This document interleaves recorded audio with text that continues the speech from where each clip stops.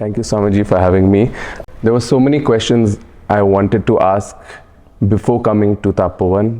After now, I'm here on my 4th day, and there's so much I've experienced.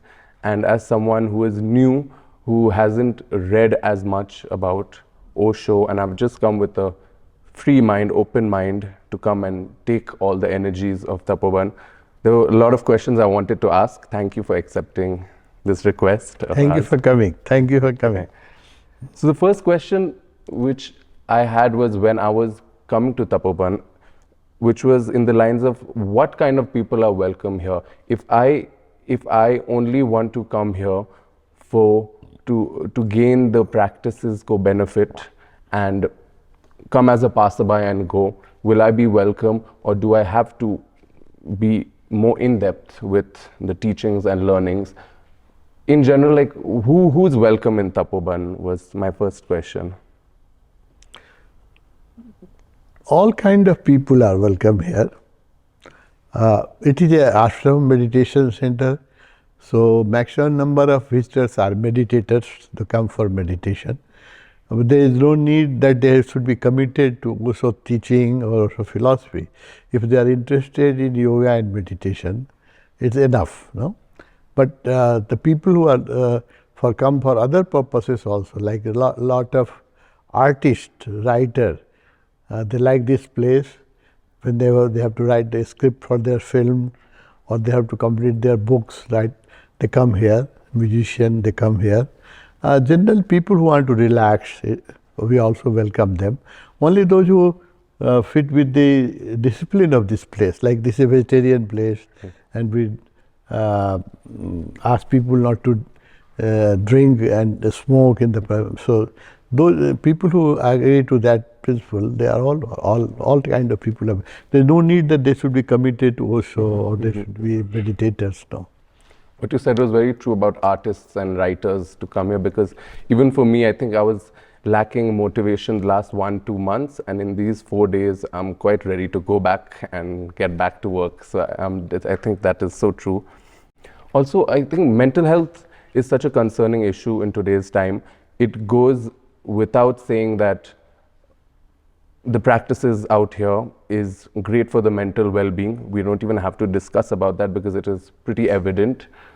How do you think people can get this experience without coming to Tapoban? Is there any other means, or do people have to come to Tapoban to learn these practices?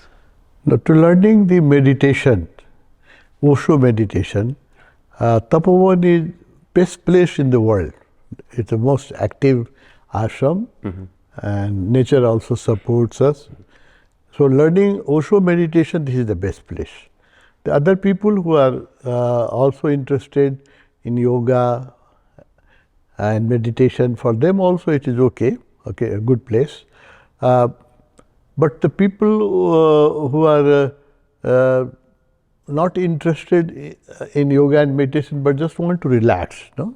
So it's also a retreat center for them, so they can come, and we welcome all kind of people. There's no need that one should be committed to our philosophy or also teaching. No? And are there other ways that other places apart from Tapoban in and around Kathmandu that you can learn the Osho's meditation? There are small centers in Kathmandu, about half a dozen centers. You can learn Osho meditation.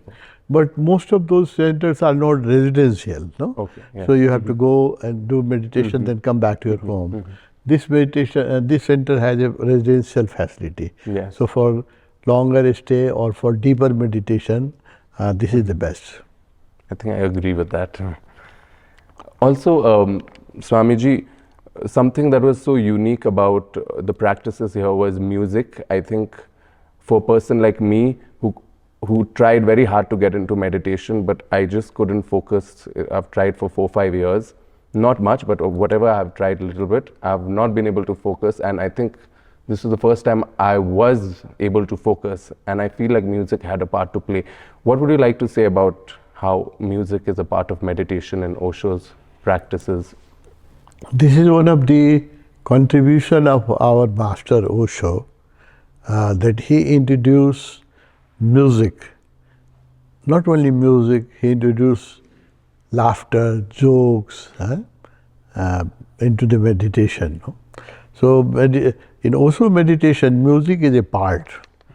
Most of the meditation is based on music, start with the music, and ultimately one has to go into silence. No? So music just helps them to discipline their mind and concentrate on meditation. Then ultimately meditation is silent affair. So in all meditation, the last stage is silence. Yes. So music helps you to go into the silence. The silence. Yeah. It certainly helped me. Also, being apart from the LGBTQIA plus community, what I haven't read up yet, so I was just curious to know what views did Osho have about homosexuality and people from the queer community? Osho is a very scientific, very liberal, very open and modern master. No? So, personal habits or personal inclination are very personal things. No? So, Osho is concerned about our spiritual development, mental development, peace of mind. But personal things he is not much concerned about. No? The different people have different inclination, different type of inclination, the psychological and physical. So Osho never cared about that thing. There was no discrimination. No, he said that I am concerned in your spiritual development. No, and the people who are belong to your group, they also have problems. No, mental problems, psychological problems. So Osho is to help you from whichever community, whichever group you come. No, Osho was very open. There were a lot of people of that group in Pune and Rajneeshpuram, and they were respected and they were accepted. Nobody has any concern about it. Osho is concerned about our spiritual development and ultimately to make us awake and aware. The enlightenment is our ultimate goal. No? So these things does not matter on that path. Also, with how open he was, he spoke a lot about sex and the emphasis. There was a lot of emphasis on sex. Do you think it's important? Is sex important? Or, I mean, if there are times when I don't feel the urge, sexual urge for a few months, is it important to always have the sexual urge, or? No. It is good that if one does not have a sexual urge, it means one can be centered within. No, so it is a good sign. But it is not a compulsory that one should not have sexual urge for meditation. 99.9% people have sexual urge, and it is because sex is a natural thing. So Osho never have any objection about our sexual behaviors. No, it's our personal behavior.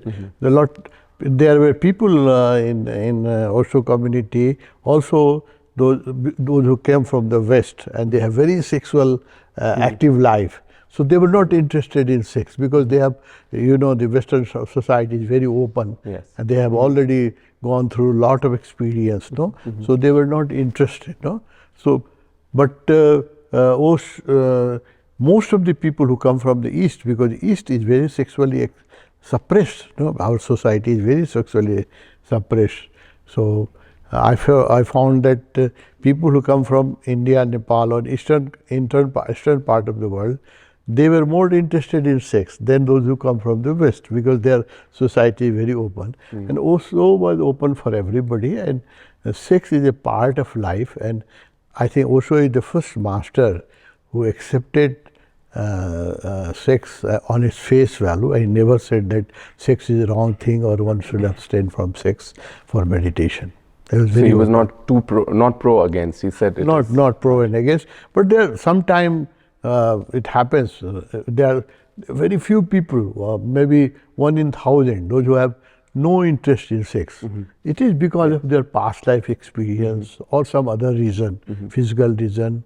No, so they were also welcome, and it's good. It is good. Also, always said that it is good if you can be happy with yourself, no? That should be the ultimate goal, no? Because any sexual behavior, activity will needs others, no? And when we have others, you have to compromise, yeah, no? So if one can live without sex, it is a very good stage, but it is not possible for majority of the people. In this line only, while walking around the ashram, I noticed all religions are represented equally here. And I was talking to one of the Swamijis in the ashram about how Osho is pro every religion. But I was also, I mean, there were talks about how Osho may not have been for any religion. Could you help me explain his dynamics? Yes. No, religion has divided humanity. And most of the people follow religion just because they are born in certain caste and group, no? They don't follow because of their choice, no? They are born in Hindu family, so every day worship Krishna, no? So actually Osho believed in humanity. He taught us that as we are human being, so our first religion is humanity, human being, no? And if we want to follow any teaching of Jesus or Krishna or Buddha, it's fine. But Osho was of opinion that religion has done much harm. It has also helped, but it has also have done much harm. Lot of wars, the root cause of religion, like in Israel and Arab, India and Pakistan, no? Yes. Everything is similar. The India and Pakistan, look, food is similar, clothing is similar, language is also similar. They love the same music. The Pakistani musicians are very much respected in India. Indian musicians are very popular in Pakistan. Everything is similar except religion. And for that religion, there have been so many fight. Already 2-3 war has happened between India and Pakistan. So religion has not contributed in making people together, no? It has it has become a dividing factor. So that way Osho was very open about it, and he said that religion is a personal thing. If you like Buddha, whether you are born in a Muslim family, if you like Buddha, you should follow Buddha's teaching. If somebody like Jesus' teaching, he should follow. In same family, if there are 6 members, they can have 6 religions, no? According to their own liking. Agreed. Swamiji, while walking, the lovely quotes that I keep reading, there's one that stuck to me which says that grief, in the lines of how grief is important to seek spirituality. I agreed with that because I guess that was also somewhat a reason I came here. It did help me, and I feel re-energized and happy all over again. My question in regard to this is, how do you continue your practices and spirituality once you're happy again? Because I get happy and then I'm like, I forget about then till I'm sad, I don't come back. No, it's just the reverse the case. The more happy we become, we more enjoy our meditation. In the beginning, yes, lot of people come here because of some problems. Our life is such that unless we have problem, we will live in our routine life. No, we will not look for any change. So when there is some problem comes, no, even Buddha left the palace only seeing the grief, seeing the sick people, seeing the dying people. No, and then he realized that one day I will also become old and I will also become sick. So that make him aware, and that's why he left the palace. No, so people join religion. Most of the people, when they see some problem in life, the life is full of problems, and if you're sensitive, you can see everywhere there is injustice, there is war, and there are conflicts. So a sensitive people will watch everything, then he will develop a distaste for that type of life. No? So that helps you to come into the religion.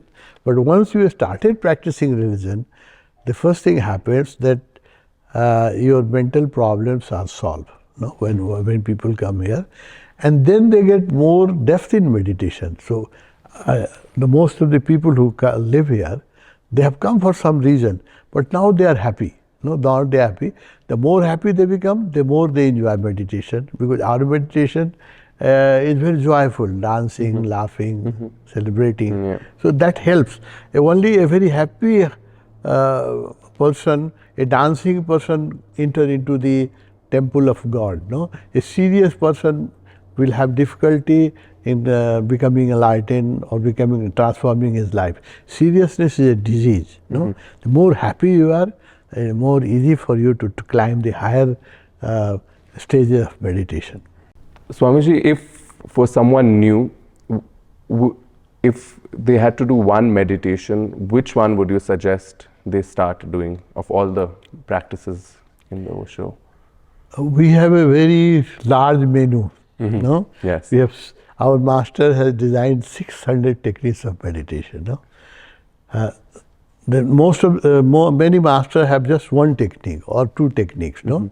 But also designed so many techniques because the people's requirements are different, because of the age group also. The old people need different type of meditation, young people need different type of meditation, ladies like some other type of meditation. So Osho has designed 600 techniques of meditation. We have a variety of meditation for variety of people, but there are some meditation which suits most of the people. No? We advise young people to do some active meditation that will keep their body also fit. So most of the meditation we do here are more active meditation, because that's good for physical health also. Our lifestyle in these days is becoming very passive. We don't walk, we travel by motorbike or car. Work from home. And work on computer and on the chair. So what our forefather, just 2 generations before, they were doing physical work, we don't do even 25% of that. True. No? So we need physical exercise. That's why most of the Osho meditation have first stage, second stage, some physical activity. That's good for your health also. And that helps us to go into silence. Because our mind, the modern mind, is full of too much thoughts. The psychologist has said that people have about 2,000 to 3,000 thoughts per hour. No? Modern man, because you see television, you watch internet, and so we have so much information. What is happening? Just few generations before, we were not concerned what is happening in Russia and Ukraine, no, because there are no media. No, everybody was concerned about their local problems. But now, because of internet, anything happen in any part of the world, no?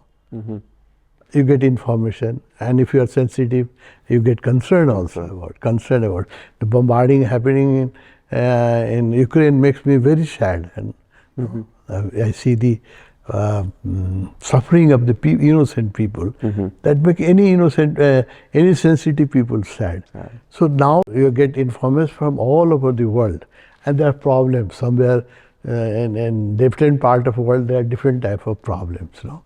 So when you come to meditation, you have so much in your mind. So that's why most of the meditation is active. Through that, it helps you to throw away all the impression of your mind, and then you can go into the silence.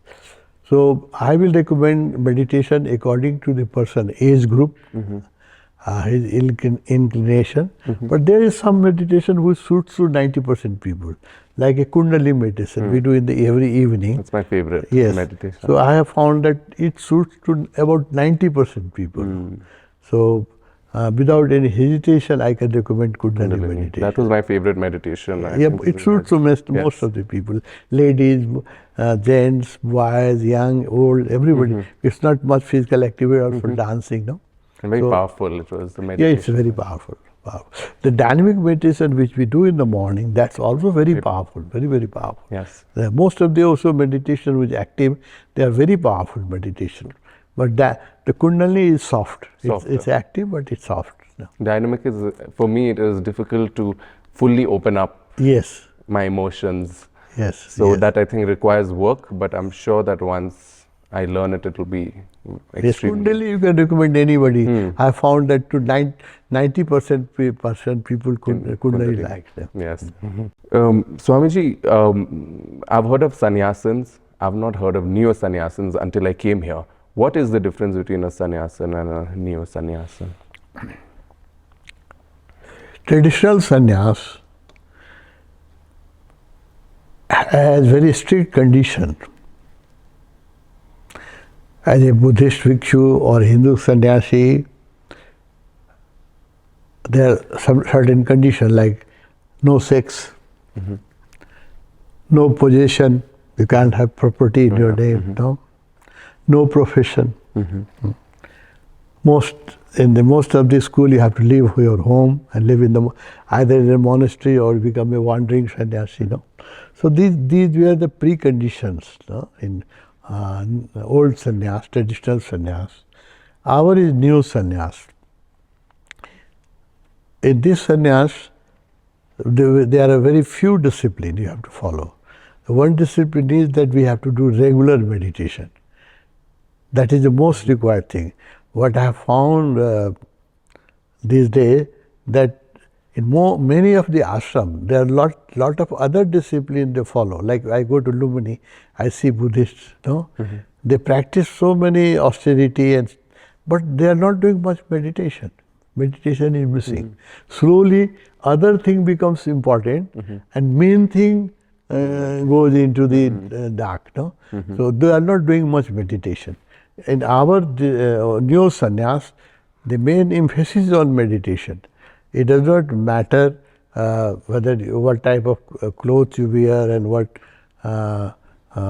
type of food you eat. No, we recommend vegetarian food. No, but there is no restriction that meat eater cannot do meditation. No, they can also do meditation. Vegetarian food will help them meditate. That we suggest. No, so this new sannyas is very life affirmative. No? And we are very our sannyasi are creative people. In the traditional sannyas, people were concentrated only on spiritual development. They don't care for profession, they don't care for the society. They become non-creative. But our sannyasi are very good musicians, they are doctors, our sannyasi are ministers, member of parliament, judges in Supreme Court. So they are in police force, in every profession. So your profession does not disturb your meditation. If you are aware, rather your meditation will give you more strength, more insight to do your profession nicely, better way. Will make you more successful professionals. No?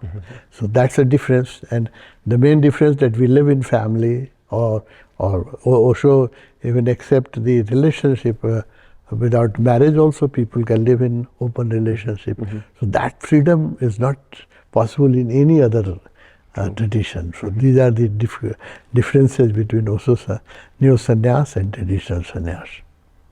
So Swamiji, you mentioned how we can have non-vegetarian and still do our yoga practices, which when I go back home, I would be doing. How do you suggest we could do our practices in the best way without it hampering the energies that we feel? Like, is there a certain time you would suggest? What time of meditation or food habit? Time of meditation in relation to food. For the time of meditation, there are two, we call it sandhikal. When night and day meets, there are two sandhikal. One is the morning, when the day breaks, and one is this evening, when the sun sets. These are the best time for meditation. But it is not compulsory that you have to meditate in the sunset time or evening time. You can meditate any time of the day. But these two times, nature will also support you. No? Everything is fresh, and nature and temperature, everything supports you to go into meditation. So these are the best time for meditation. There are certain meditation which you have to do in night. No, there are certain meditation like Nad Brahma meditation. People do it in the night, more helpful. There are certain meditation which people do before sunrise, 4 to 6, no? Before sunrise, Brahma Muhurt. But most of the Osho meditation can be done any time of the day. Out of his 600 meditation, majority of meditation you can do any time of the day or in the night. Because I did, even after eating food, right after that when I did my meditation, I did feel the energies. It was, Yes. I didn't, as I did when I had an empty stomach also, which Yes. I found quite fascinating. Swamiji, Osho is seen as an enlightened master. Some call him a great showman. I think he's a highly intellectual man with a lot of knowledge. What, in your perspective, did Osho think of himself? When people ask Osho this question, he said, "Yes, I'm also a showman, no, because he was keeping a very expensive car, no. He never said no to the luxury of life, no.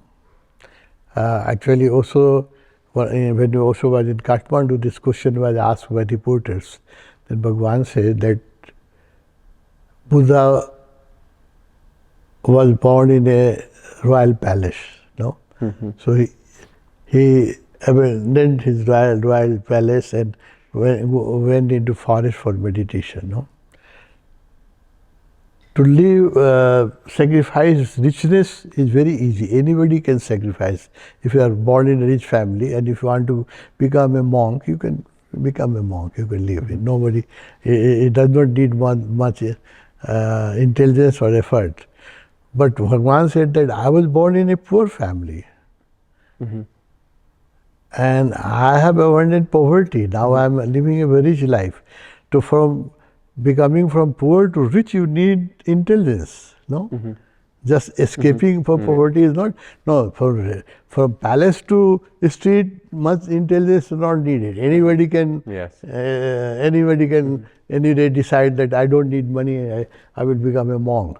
But if somebody is born in a poor family, to become rich, it needs intelligence, it needs a lot of effort, no? True. So Osho favor that type of lifestyle, that people should be materially also affluent, and they should live materially also. There should be comfortable life. There is no need to sit under the tree, for not compulsory to sit under the tree or in the cave for meditation or go to the jungle. No, you can do meditation in the comfort of your home, and life can be more comfortable life, more easy to go into meditation. So he is not against the material luxury. That's great. Also, Swamiji, in the ashram I've seen a lot the Osho ko mala. What is the significance of the mala, and who should wear it? Yeah, those who are initiated into neo sannyas. No, we have a order of neo sannyas. Neo sannyas means people who committed for a spiritual development, who decide that they will do regular meditation. The one condition of neo sannyas is you have to do regular meditation. No? If possible, one in the morning, one in the evening. Otherwise, at least one meditation. Every day. Every day. So that's a compulsion. No? And this mala reminds us, no, the mala has many meanings. Whenever you are initiated, in initiation is a process in which Guru gives you something. No? In most of the school, at the time, like Buddha, when he used to initiate, he used to give bhiksha patra. No? This is called bhiksha patra, begging bowls. No? He used to give to disciple begging bowl. No? They become bhikshu. Now they will not possess anything. They will maintain their life by begging. No? So that Bhiksha path were very symbolical because it was given by the master. So it was not ordinary pot. No, it has the energy of the master, and it reminds disciple that I am committed to his teaching, and I have to transform my life, and it is a blessing from the master. So, like if you love somebody, and even if she or he gives you even a small gift, a hanky, no, it has no much material value, but it becomes very emotional, valuable for you. Out of love, if anything is given to you, no. So that Bhiksha Patra, the begging bowl, is to become very emotional thing for the bhikkhu, for the bhikshu. So every master, it is a tradition that at the time of initiation, he gives something to disciple. In many schools, they give mantra, no, mantra. In many Hindu school and other schools also, they give mantra.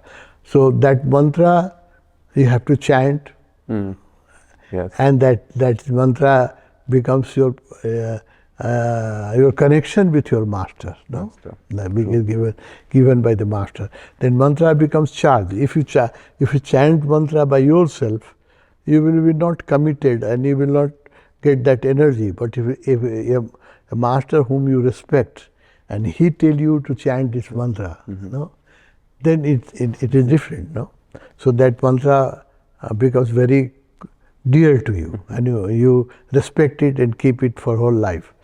Similarly, in some tradition, the master gives in Sikh they give kala. No, no. So anything given by the master is a love, given by a most loving person. It becomes things of much value to us. So this mala is given to us at the time of sannyas. It has 108 beads. Okay. Osho told us that it's 108 beads remind us that there are 108 major paths of enlightenment or meditation. No? You have one path, but other have other paths.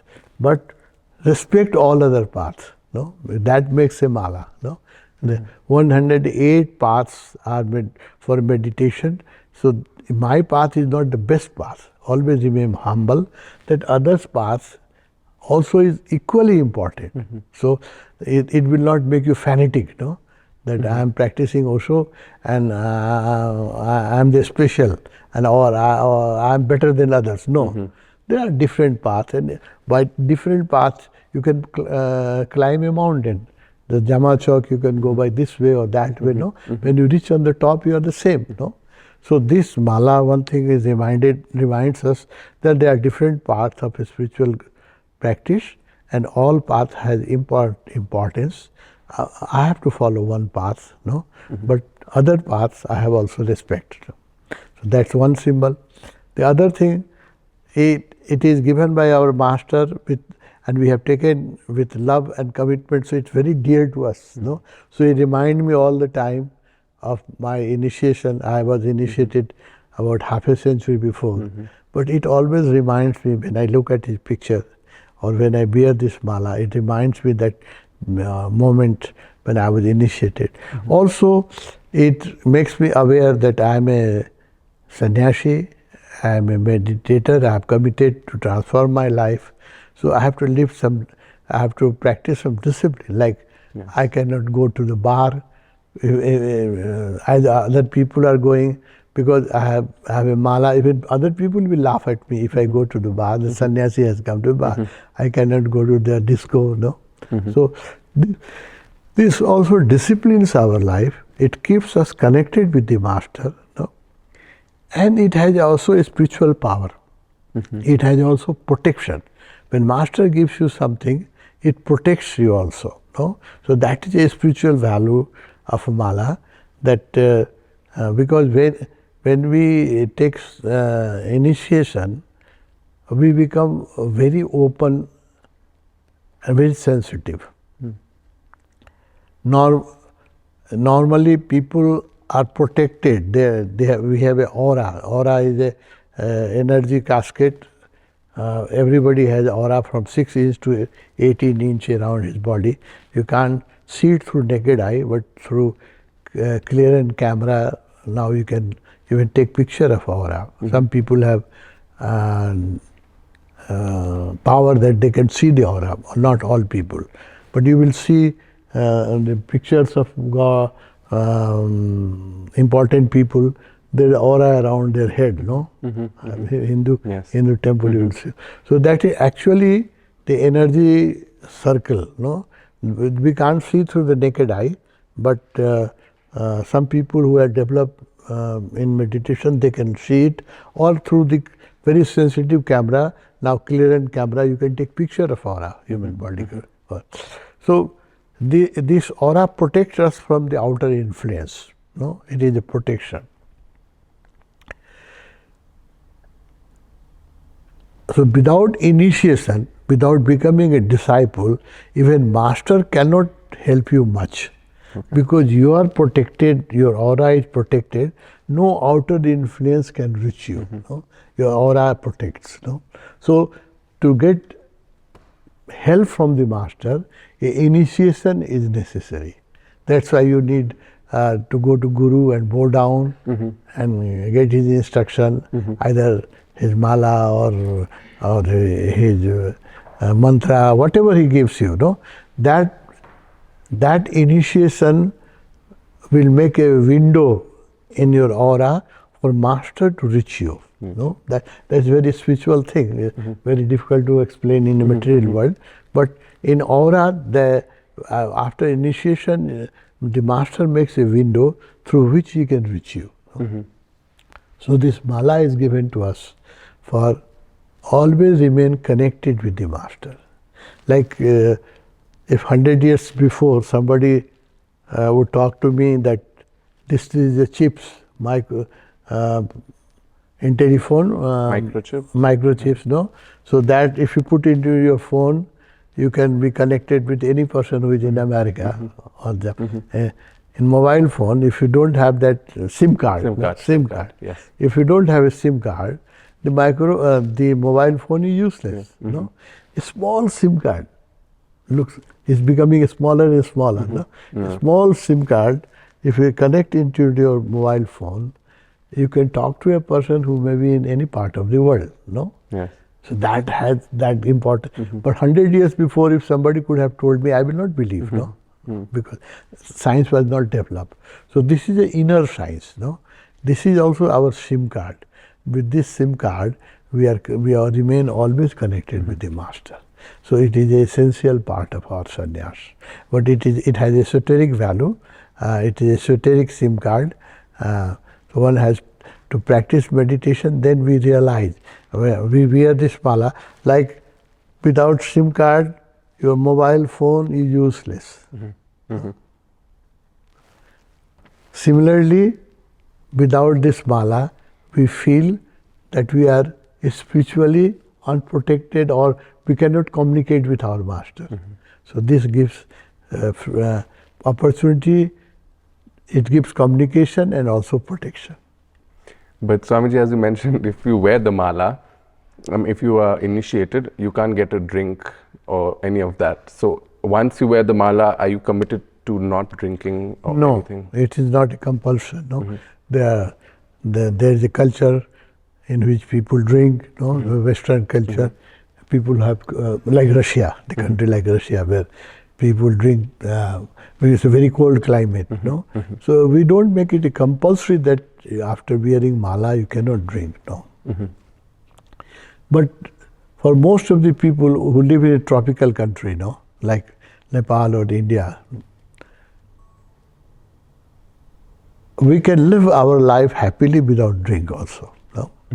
And now drinking is becoming part of our life, but just 2 generations before, no, it was not that common. No, only few people just 100 years before. My grandfather, they never felt a need to drink. No? It started from my father, that generation. So it is not a necessary thing in our culture, and our climate. No? So we recommend that vegetarian food will be help you in meditation, but it is not a compulsion that if you are meat eater you cannot meditate. No? Intoxication will not help you in your meditation because meditation has its own intoxication. No? So chemical intoxication will not help you in your meditation, but it does not mean that if you have a glass of beer that you cannot meditate. No, we are not that fanatic. Okay. Talking about fanatic, in social media I was posting about the ashram, and there were some questions that said, is this a cult? What do you have to say about that? No, this is not a cult. No, a cult is a Western word. No, Yes. Okay. because in the West there is no tradition of master and disciple. No, there was no master. Actually, there is no word in English no equivalent word in other language for guru. Guru is our traditional work. No, guru is a master. But when it translated into English, it becomes master. The master does not represent a real value of when your school teacher is also master, your driving teacher is also a master, no Guruji. No? So there is no tradition of guru and disciple in the West, in the Western culture. No. So that's why anybody who teaches and some people follow them, they start calling it a cult. No, cult. Cult means one person is very important and a lot of people are following him blindly. No, so that becomes cult. So it is a Western word because it is common in Western culture. In our culture, Buddha had thousands of disciples.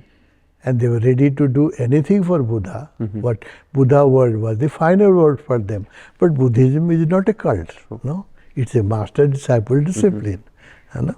So that's why the cult language cult is a Western word. No, it does not fit in our society. No, but here also, if somebody wants to become very important and he is egoist and he imposes his idea on others, now we may call it cult, but this is not a cult.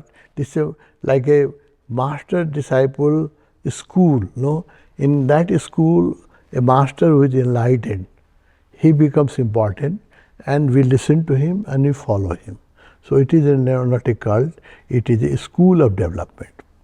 In regard, also, Swamiji, when I was wearing red color clothes, no one said anything. But when it was white color clothes, then that cult question came. Why would you think it is with white? I don't understand that because Evening white. Evening white mein, then they were like, is this a cult? But no one asked any of that question in the red. Is it because people are used to seeing this Buddhism? No, the Mahayani Buddhist has been wearing this maroon robe. You know? So in our Nepalese society, this dress is respected, no? Because the Mahayani Buddhists everywhere wear the maroon robe. White is worn by Christians and some Mohammedans. No? So that's why here, if you wear white, they think that you are following a cult. So just reverse is in the West. If you wear white, nobody bothers. No, but if you wear red cloth, means you are following a cult because of the cultural difference. True.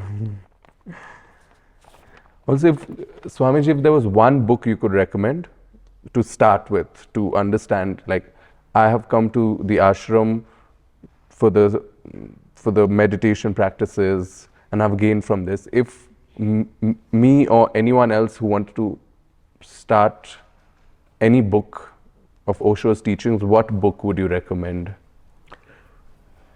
It will differ according to his a or her age, educational background, family background, level of understanding. No, so I don't have the same book for everybody. I will not recommend. No, intelligent people need something very intelligent. The devotional type of people like something bhakti margi. No, so that way we have 700 books from our master. No, 700 books.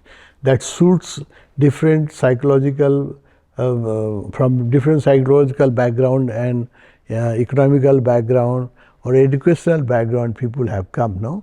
So there are different books. So there is not a same book I will recommend to everybody, but there are few books which is which will suit most of the people.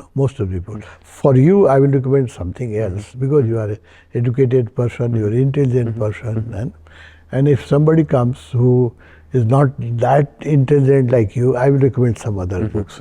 So it's there are 700 books. So we have variety of books.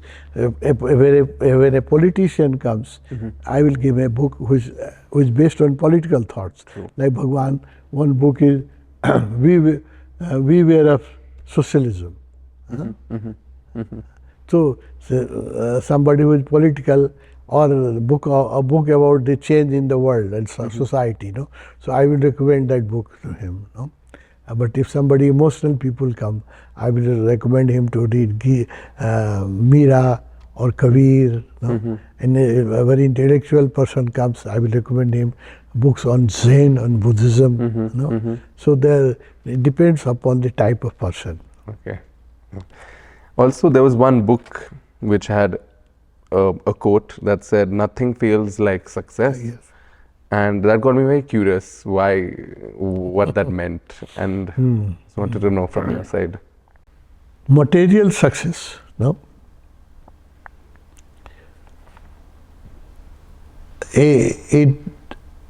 People think that if I will become material successful, my life will become happy, no?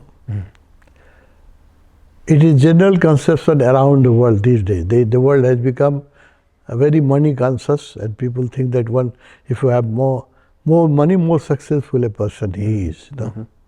Also differ from that. No? Money can give you comforts of life. There is no doubt. Yeah. You cannot have car if you don't have money. You cannot have a big house unless you have money. No. So money can make your life comfortable. There is no doubt about it. But comfort and happiness is two different things. No?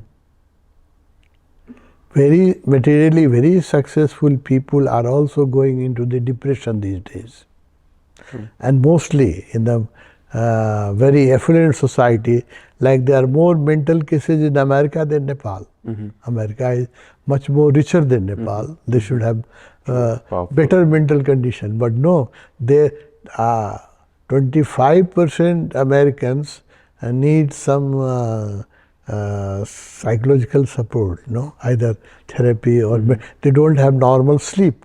They need medicine or a glass of wine before they sleep. Without chemical support or without psychological support or medical support, they cannot sleep, no? So I will not call them happy if they cannot sleep without chemical support, no? And they don't have good sleep. And you see, there are more suicides in rich country than poor country. No? True. If they are affluent, the people should commit suicide in poor country, no? But the more people commit suicide, and in the rich country also in the upper strata, no? The Hollywood stars, they have everything. They have popularity, they have money, they have everything which money can give them, no? But lot of people on Hollywood stars and also Bollywood stars have committed suicide. So they are not happy, no? Actually they are not happy. So this material success or material affluence cannot make you happy. We agree, without money we can make life comfortable. We agree 100%, no? That's why we are not against affluence. We are not against we are against poverty. We want that society should become rich. No, Yes. There is no doubt about it. But richness cannot make people happy. Rather, richness sometimes develops habit of over drinking or gambling. People spend money on unnecessary things. You can see in this Western society, them in one marriage sometimes they spend not million but many millions of dollars, no, in one simple marriage. No? So it will make your life not happy. Money will not make your life happy. Rather, it will make, if you don't know how to use money, it will make life complicated. You have read that thing? Anybody who gets the lotteries, no? Now they have research has been done. No? Derby lottery or some American lottery which is very Derby. So they have millions of rupees. So they have done psychologists have done a research. The people who have won the lottery, after 5 years, their life has become miserable. They have developed many diseases, many bad habits, no? And the health has deteriorated, and they have very miserable life, no? So if money could have made people life happy, the lottery owner should have been most happy person, but they become miserable, no? There have been many research. One I have read that one journalist has done research on most successful people of the world. No? In 1923, in Chicago, the richest people of the world gathered. There was a conference of richest people of the world, and the journalist was there. No, so they were richest people from America and Europe. And after 30 years, the same journalist wanted to know how they are living, and his findings you should read. It is mentioned in my book. In my book, I mentioned. No. The 12 richest people, 3 of them has committed suicide. 6 were become insane. Some were in the jail. No, out of these 12 most materially successful people, after 25 years, they all have very miserable life. No, so that's why Osho said that nothing feels like success. If you think that material affluence can make your life happy, it is illusion. It needs a good lifestyle, it needs a spirituality, balanced life that can make you happy. In Pakistan, most of the prime minister and presidents are either assassinated or they are put into jail. Burma, it happened in Bangladesh also, no? So they were one time very powerful, and sometimes they are assassinated. Even American president are assassinated. No, so one time they were so powerful. In Maldives also, the president were put into jail. Sri Lanka, no, no. So political they were very powerful, but their end is very painful. No? So practically, this means that success shouldn't be a goal. Happiness should be the goal. Bliss should be the goal. I should lead a happy life. For leading a happy life, we need money, but money alone cannot make life happy. We must have a good health, good physical health. For that we do some exercise. Good mental health. For that we recommend meditation. No? So good mental health. If you don't have good mental health, even people, I have seen my friends in rich country, after 60, they don't recognize even their own wife. No, they become so mentally upset. No, they don't recognize. They don't know who is who. So this is not happiness. No, material affluence alone cannot make happy. That's the conclusion of Osho. My last question to you is, you have opened many ashrams and there's Tapoban here. What is going to happen to all of this after you are gone? I am not an astrologer. It's very difficult to predict future. Nobody can predict future, no? Because future is uncertain. I did join Osho when I was very young, no? And I have done a lot of mistakes in my life. And even when I joined Osho, there were many thousands of people around Osho.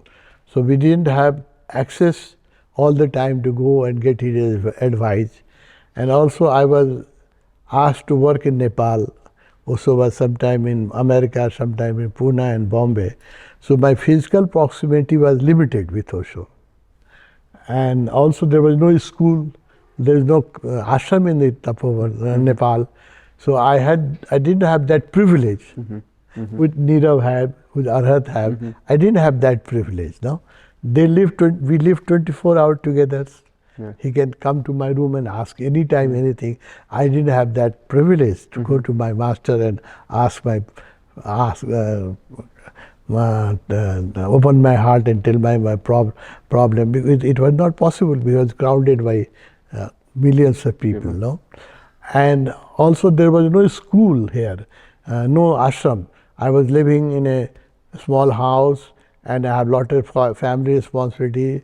My old father, I have to look after my old father, my mother. So I could not devote my total time in my spiritual development. And also the ashram is very helpful. The support of ashram is very much needed. The Arhat, Nirav or Samir, they don't have this problem. They have already ready-made ashram. And now his 700 books are there to guide. When I joined Osho, there was only 3 books of Osho, not many books, not many meditation techniques. There was no dynamic and Kundalini meditation. So now the younger generation have more facility, Internet also. and also support of a group. Now in Nepal we are 100,000 sannyasi. So that is a support of a group, no? Yes. I was lone sannyasi in Nepal for many years. Wow. I have to sell book on New Road. People bought tala basera kitab bechnu padthyo to promote Osho. So I have gone through the very hardship, no? So this younger generation, they are more fortunate. So I hope that they will do more than me, no? Because with mistake I have done, they have learned from my failure. They will not repeat the same mistake. And I also remind them that don't do this mistake, no? So they can do much better than what I have done. That's my hope. So future is very uncertain. Nobody can predict about future. What I am doing, that I am training my people. I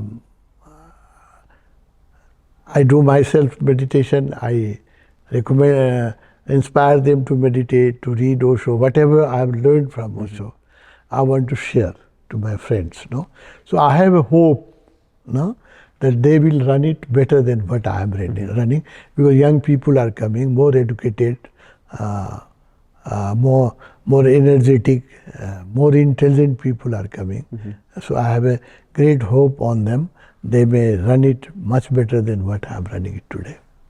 Thank you so much, Swamiji, for the thing. Yes, sir.